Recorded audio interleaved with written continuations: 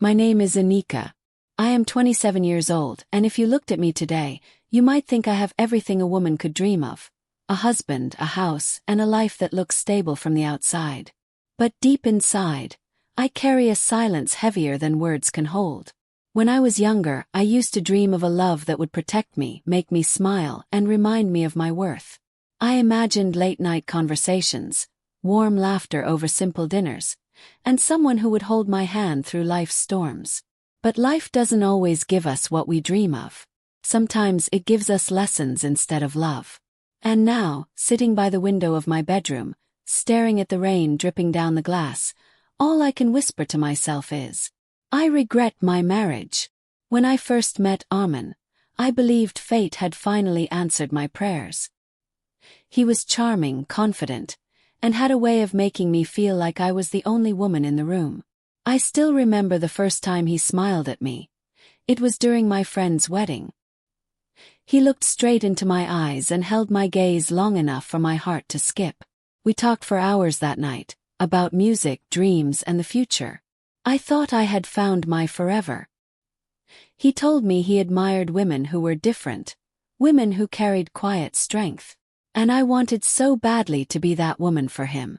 The first months of our relationship were magical. He would bring me flowers, send me long texts at midnight, and call me just to say he missed me. My heart bloomed in ways it never had before. My friends teased me, saying, Anika, you finally found your prince. And I believed them. Our wedding was a grand affair. The hall was filled with lights, music, and the scent of roses. I wore a red dress that my mother had chosen for me, and when I walked down the aisle, I caught a glimpse of her teary smile. She believed I was stepping into happiness. Armin held my hand tightly as the vows were spoken. His voice was strong, steady, full of promises that sounded eternal. I told myself, this is the beginning of my happily ever after. But I didn't know that happiness can sometimes be a mask. Fragile, temporary, and easily broken. The first few months of marriage felt like a continuation of our love story. But slowly I noticed changes. Armin stopped calling me during the day. He came home late, saying he was busy with work. Our dinners became silent, and the flowers he once brought me were replaced with cold excuses. At first I thought it was normal that every marriage goes through phases. I tried harder. I cooked his favorite meals, dressed beautifully, and waited for him at the door. But his eyes no longer lit up when he saw me. His words grew sharp, and sometimes his silence was worse than anger. One night when I asked him why he was distant, he simply said, Stop imagining things, Anika. Not everything is about you. That sentence cut deeper than any knife. The house we lived in was beautiful, at least from the outside. People who visited admired the wide windows, the carefully arranged furniture, and the photographs of us smiling at our wedding. But they didn't see the silence that lived in those walls. At night, I would lie awake beside Armin, listening to the sound of his steady breathing while my own chest felt heavy with unshed tears. I wanted to reach out, to hold his hand, to whisper, Do you still love me? But my pride held me back, and his indifference created a wall I could not climb. Some mornings I would prepare breakfast, tea just the way he liked it, eggs with a touch of salt. He would eat in silence, scrolling on his phone, his eyes never lifting to meet mine. When he left for work, he no longer kissed my forehead like he once did. Instead, he simply grabbed his keys and walked out, leaving the door swinging shut behind him. I began to wonder if love had an expiration date. Did it fade quietly, without warning, leaving only memories behind? The girl I once was, the one who dreamed of love and laughter, felt like a stranger now. I was just a shadow moving through the house, waiting for a smile that never came, for a word of kindness that remained unsaid. Sometimes I stood in front of the mirror, staring at my own reflection. Where did I go wrong? I whispered. But the mirror never answered. It's strange how two people can share the same roof, the same bed, and yet feel like strangers. The distance between Armin and me was no longer measured in miles, but in silence. Every evening I waited for the sound of his car, hoping he would come home early, hoping maybe today he would look at me the way he once did. But most nights, he arrived late, smelling faintly of perfume that was not mine, carrying excuses that sounded rehearsed. At first, I convinced myself I was imagining things. He's just busy. He's stressed. He still loves me. But deep inside, a small, trembling voice whispered the truth I was too afraid to face. I was losing him. One night, I gathered the courage to ask, "Armin, do you still love me?" He looked at me as if I had asked the most ridiculous question in the world. "Why do you women always need drama? Can't we just live peacefully without these useless talks?" I felt my heart sink, but I forced a smile, hiding my tears. Peaceful. Is this what peace meant? Silence, distance, and a love that had turned cold. That night, after he fell asleep, I lay awake staring at the ceiling. Memories came flooding back. The way he once held my hand tightly. The way he once whispered my name like it was a prayer. I wanted to shake him, to remind him of those days. But instead, I turned away from him, pressing my face into the pillow, and cried quietly so he wouldn't hear. The distance wasn't just in our words anymore. It was in our hearts. And I feared it was growing wider every single day. It was a Friday evening when my heart finally shattered. I had cooked his favorite meal, chicken curry with soft, warm bread, hoping maybe it would bring back the spark we had lost. I set the table with care, lit a small candle, and waited for him, my heart clinging to a fragile hope. But Armin didn't come home. Hours passed. The food grew cold, the candle melted into a puddle of wax, and I sat alone at the table, staring at the empty chair across from me.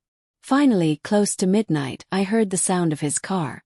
My heart leapt, but the moment he stepped inside, I smelled the faint scent of alcohol mixed with perfume, one that didn't belong to me. His shirt collar was slightly crumpled, and his eyes avoided mine. "Where were you?" I asked, my voice trembling. "Don't start, Anika," he muttered, tossing his keys on the table. "I was with friends.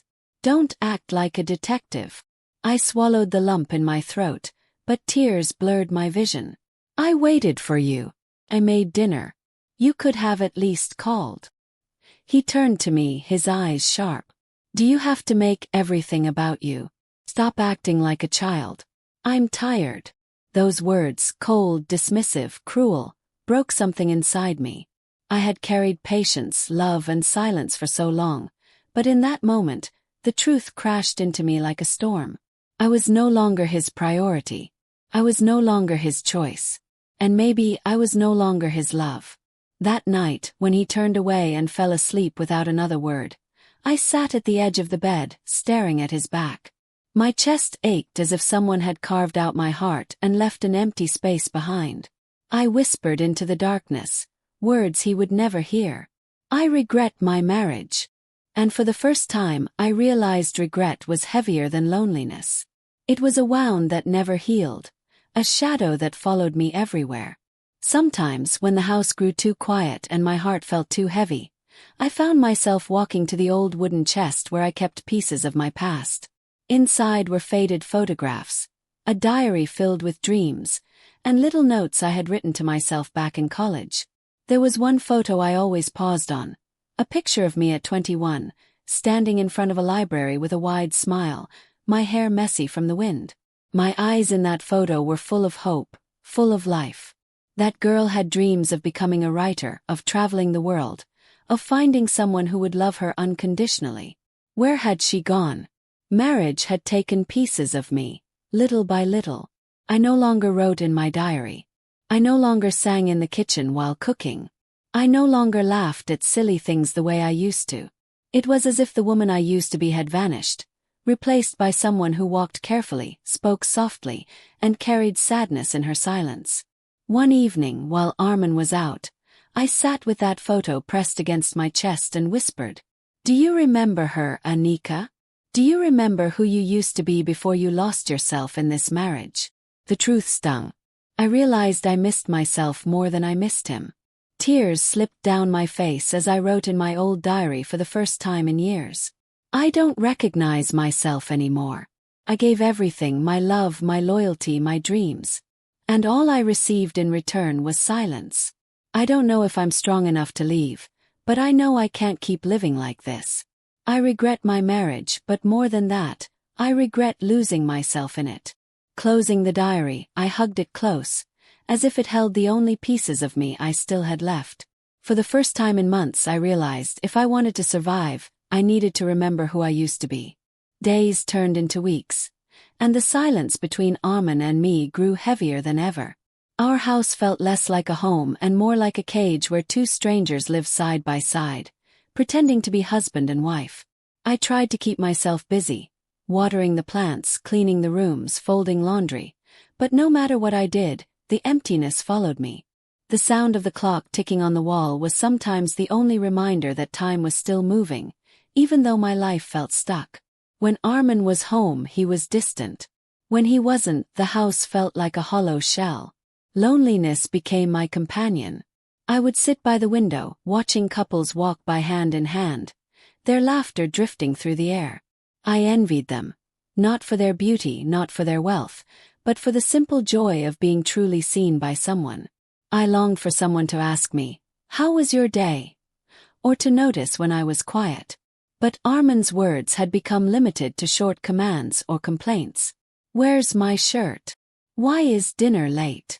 Don't waste money on unnecessary things."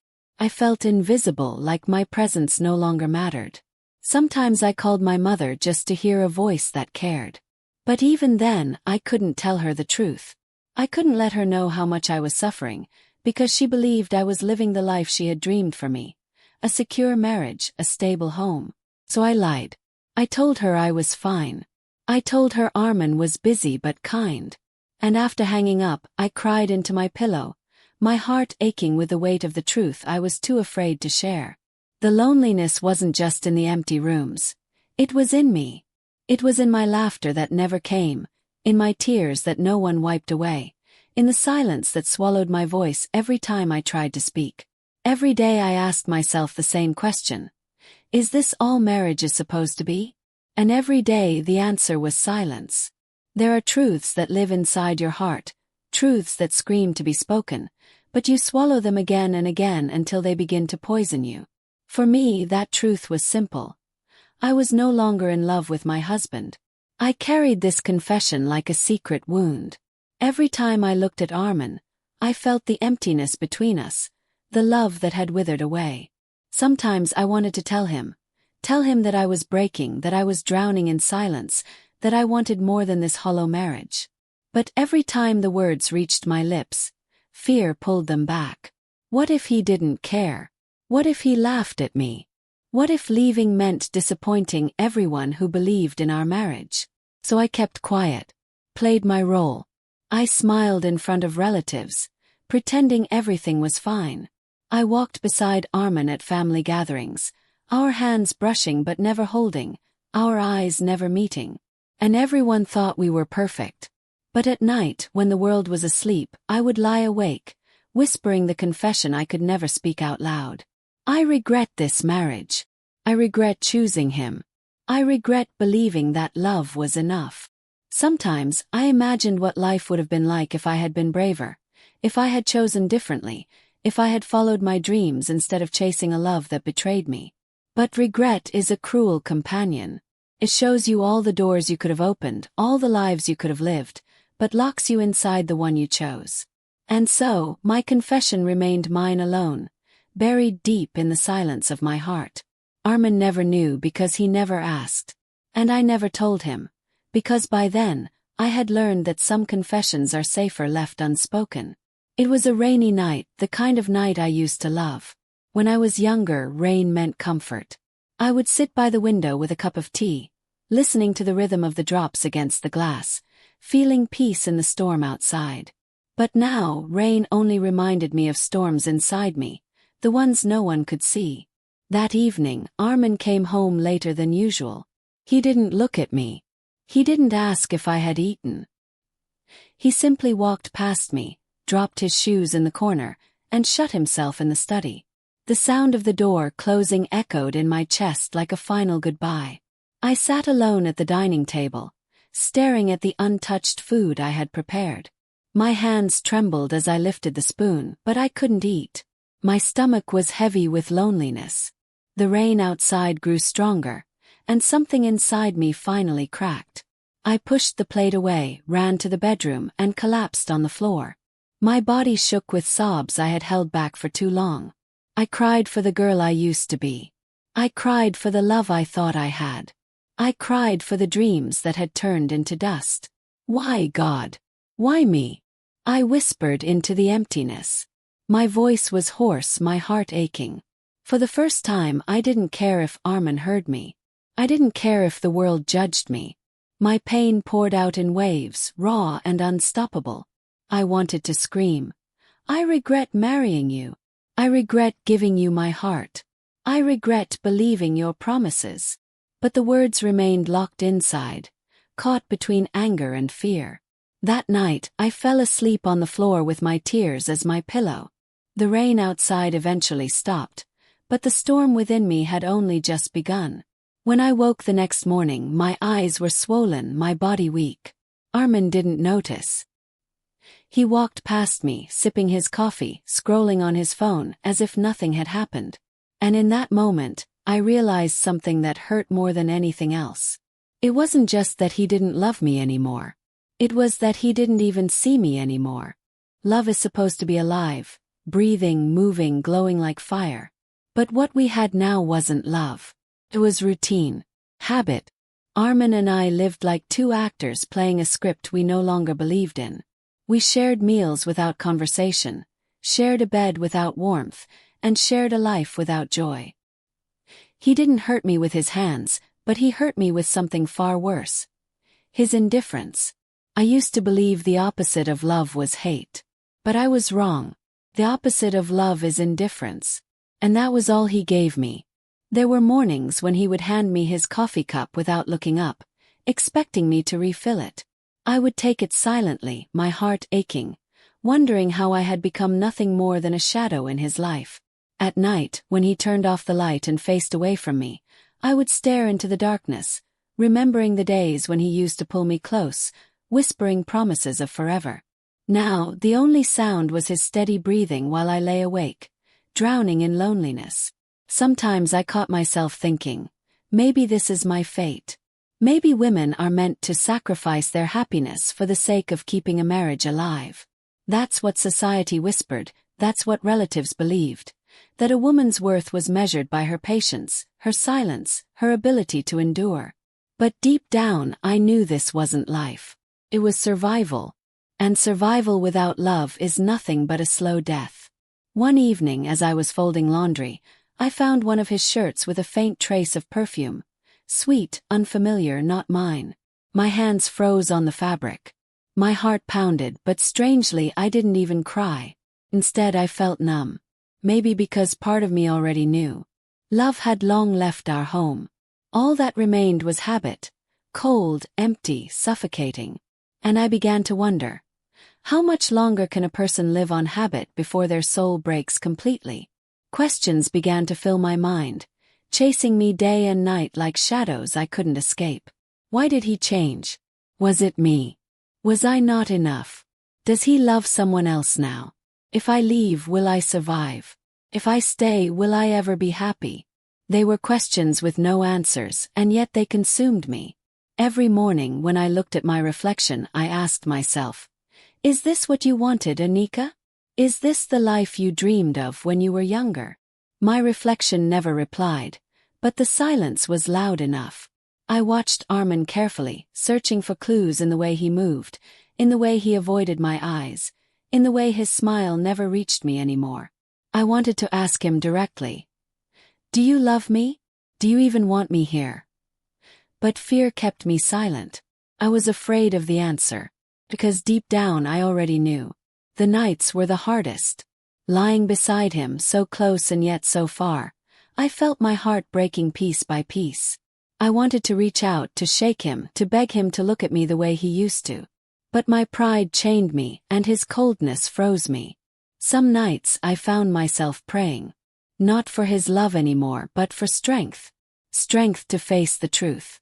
Strength to decide whether to stay in a marriage that had turned into a prison, or to walk away into the unknown. But leaving was never simple. Society doesn't forgive women who leave. Families don't understand women who break. And so I stayed, carrying questions that burned inside me like fire, questions that had no answers. And in my silence, regret grew louder. It was a family gathering that broke me. Armin's cousin had invited us for dinner. Their house was filled with laughter, the smell of biryani, and the chatter of children running from room to room. Everyone looked happy, glowing in the warmth of togetherness. I tried to smile, tried to act like the perfect wife standing beside her husband. I poured tea for the elders, laughed politely at jokes, and held my silence while Armin spoke confidently about his work, as if he was the perfect man and we lived the perfect life. But then one of his aunts asked me, "So, Anika, how's married life? You must be so happy with a husband like Armin." The words struck me like a knife. My throat tightened, my chest burned, and for a moment I couldn't breathe. Everyone's eyes turned to me, waiting for my answer. I forced a smile. "Yes, I'm happy," I said softly, my voice trembling. But in that instant I felt something crack inside me. The lie tasted bitter on my tongue. I wanted to scream the truth, that I was not happy, that I was lonely, that my marriage was a cage. But the weight of their expectations, their judgment silenced me. After dinner, while everyone was laughing in the living room, I slipped into the washroom and locked the door. The moment I was alone, the tears I had been holding back spilled over. My body shook as I clutched the sink for balance. "I can't do this anymore," I whispered to my reflection, my voice breaking. The woman staring back at me in the mirror had swollen eyes, trembling lips, and a soul that looked tired of pretending. For the first time I admitted it out loud. Not to Armin, not to anyone else, but to myself. "I am not happy. I regret my marriage." That night, I smiled through the rest of the gathering. But inside I knew something had changed. The mask I had worn for so long had cracked, and I couldn't hold it together much longer. The night after the family gathering, I sat alone in our bedroom, staring at the packed silence between Armin and me. He was scrolling on his phone, his face lit by the blue glow of the screen, completely unaware of the storm inside me. For years I had waited, had hoped. I had begged silently for his love to return. But hope had turned into emptiness, and emptiness had turned into regret. That night I finally whispered the words out loud, not to him but to myself. "I can't do this anymore." I realized something important. Sometimes love doesn't die suddenly. It fades slowly, day by day, until one morning you wake up and realize you are strangers living under the same roof. I wasn't his wife anymore. Not in the way love makes a wife. I was just a shadow filling space in his life, while my own life slipped further and further away from me. And so, with trembling hands, I made a decision. I didn't pack my bags that night. I didn't confront him with accusations. Instead, I chose something even harder. I chose myself. Leaving wasn't about punishing him. It wasn't even about hating him. It was about saving the girl I used to be. The girl who once dreamed of happiness, who once believed she deserved love. When dawn came, I looked at him one last time as he slept peacefully, unaware of the battles I had fought alone. Then I whispered, so softly that only I could hear, "I regret my marriage, but I will not regret choosing myself." And with that, I walked away from the life that had broken me. It wasn't easy. The road ahead was uncertain, filled with fear and judgment. But for the first time in years, I felt something I hadn't felt in a long time. Felt free.